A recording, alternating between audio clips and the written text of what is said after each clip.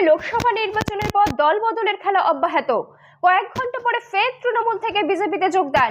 মঙ্গলবার তৃণমূলের আরামবাগ সাংগঠনিক জেলা সভাপতি রামেন্দ্র সিংহ রায়ের হাত ধরে খানাকুলের পোল 1 নম্বর গ্রাম পঞ্চায়েতের বিজেপির জয়ী সদস্য মধুমিতা প্রামাণিক তৃণমূলে যোগদান করেন। কয়েক ঘন্টা পর বুধবার আরামবাগ জেলা কার্যালয়ে বিজেপির আরামবাগ সাংগঠনিক জেলা সভাপতি বিমান ঘোষের হাত ধরে ফের মধুমিতা প্রামাণিক বিজেপিতে যোগদান করেন। এই বিষয়ে কি বললেন বিস্তারিত দেখুন 24 আওয়ার্স আরামবাগের রিপোর্ট।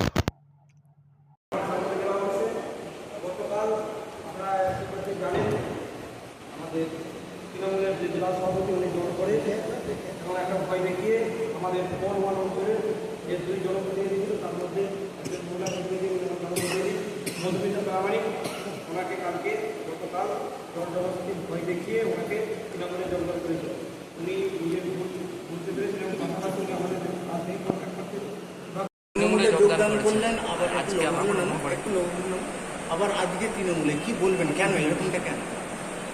মানে পারিবারিক অশান্তি হচ্ছিল আমাদের বাড়িতে 2-3 দিন ধরেই। তো মানে আমি ওদের কাছে যাই, তো যে মানে বলি যে আমার এরকম অশান্তি হচ্ছে, তো ওরা বলে যে তাহলে তোমাকে সব সাহায্য করতে পারি, তো তুমি আমাদের তৃণমূলে এসে যোগ দাও বিজেপি ছেড়ে।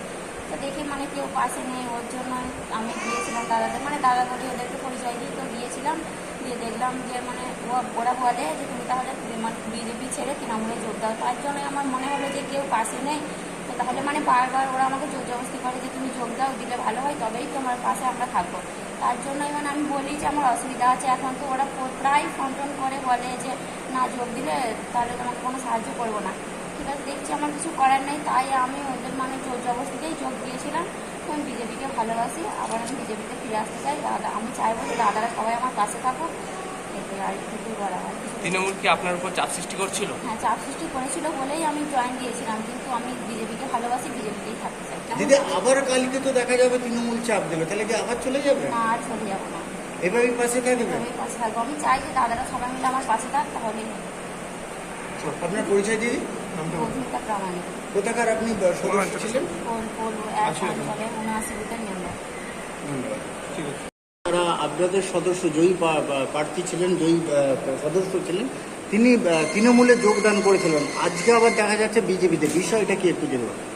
দেখুন, পোল 1 পঞ্চায়েতের 79 নম্বর সংসদের আমাদের সদস্য মধুমিতা প্রামাণিক, ওকে কালকে ওর বাড়ির ওপর প্রেসারাইজড করে গত 2-3 ধরেই চলছিল, প্রেসারাইজড করে জোর করে তৃণমূল কংগ্রেসের হারমাদরা এবং তাদের যে জেলা সভাপতি আছে হারমাদের জেলা সভাপতি, তারা এসে জোর করে জয়েন করায় তৃণমূল কংগ্রেসে।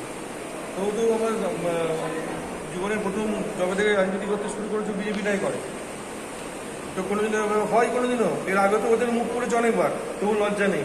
এদের লজ্জা পাওয়া উচিত যারা এই করছে। আরামবাগ সাব ডিভিশনে ভারতীয় জনতা পার্টি লোকসভা নির্বাচনে যেমন ফলাফল বিধানসভায় ছিল সেরকমই আছে, প্রত্যেক নেতাগুলো তার যে যার বুথে হেরেছে। তা সত্ত্বেও এদের কোনো লজ্জা নেই, কোনো শরম নেই, এরা এখনও সেই নোংরা খেলায় মেতে আছে। বুঝতে পারছে না যে আরামবাগের মানুষ এদেরকে বর্জন করেছে। লোকসভা নির্বাচনে হরিপাল বিধানসভায় খারাপ ফলাফলের জন্য আমরা মাত্র 6000 ভোটে পিছিয়ে আছি তৃণমূল কংগ্রেসের থেকে। 7,12,000 ওরা পেয়েছে, আমরা 7,06,000 পেয়েছি। এটা লজ্জা থাকা উচিত, এটা এখনও লজ্জা নেই, এরা এখনও সেই রাজনীতি করে যাচ্ছে। স্যার, গতকালকে দেখা যাচ্ছে রান্না চলাকালীন সেখানে গোবর ফেলে দিয়া বিজেপির সমর্থকদের দৌড় কাটানো, মারধর করতে যায়, এমনটা দেখা যাচ্ছে, কি বলবেন? শুনুন, রান্না করা খাবারে যদি কিছু বর্জ্য জিনিসকে দেওয়া হয়, যারা করে এই কাজটা তারা মানুষের পর্যায়ে পড়ে না। এগুলো কোনো জন্তু জানোয়ার যদি করে ঠিক আছে, এরা মানুষের পর্যায়ে পড়ে না। যাদের মানবিকতা জন্তু জানোয়ার সুলভ, তারা এই কাজটা করে, তাই করেছে। ওরা নিজেদের পরিচয় নিজেরা দিয়ে দিয়েছে সাধারণ মানুষের কাছে। তৃণমূল বলতে সরকারের চাল চুরি করে তারা বৃষ্টি করছিল। সরকারের চাল কার চাল? সরকারটা কার? পাবলিকের। তো পাবলিকের চালে যদি কেউ রান্না করে খায়, এটা বিক্রি করা বলে? সাধারণ মানুষের চাল সাধারণ মানুষ রান্না করে খাচ্ছে, কি অসুবিধা? আর চাল তো কেন্দ্রীয় সরকারের, এদের এত ফাটছে কেন? এরপর দেখা যাচ্ছে একের পর এক কর্মীদের আপনাদের মারধর করছে, দৌড় কাটছে, দলীয়ভাবে তার আপনারা কি ব্যবস্থা নিচ্ছে? দেখুন, প্রত্যেক কর্মীর পাশে আছে, আপনারা লক্ষ্য করছেন। আমি যাচ্ছি জায়গায় জায়গায়, যেখানে যেখানে সমস্যা হচ্ছে সেখানে গিয়ে তাদের সাথে কথা বলছি এবং মিনিমাইজ করার চেষ্টা করছি। আমার এখানে 150-এরও বেশি কার্যকর্তা ঘর ছাড়া অবস্থায় ছিল, আজকের ডেটে দাঁড়িয়ে আছে 10 থেকে 11 জন। আস্তে আস্তে আমরা বাড়িতে পাঠাচ্ছি এবং সাধারণ জীবনযাপনে সব ফিরছে, আবার সংগঠনের কাজে আমরা মন দেবো।